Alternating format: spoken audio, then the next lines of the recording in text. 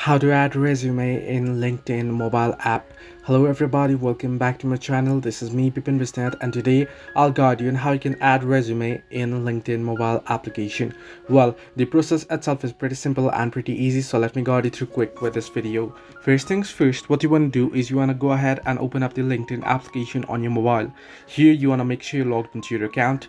After you're logged in, you want to tap on the profile icon at the top left corner of your screen. Once you do so, here you want to tap on the settings option at the bottom left corner of the screen. Once here on settings, you want to head into the option that says data privacy.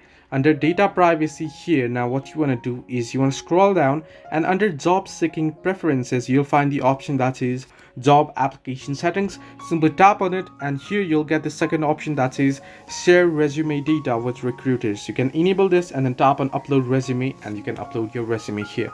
So this way you can upload resume on LinkedIn, or you can add resume in LinkedIn. Hope this helped you. Do like and subscribe, and do not forget to leave a comment down below if you have any further issues.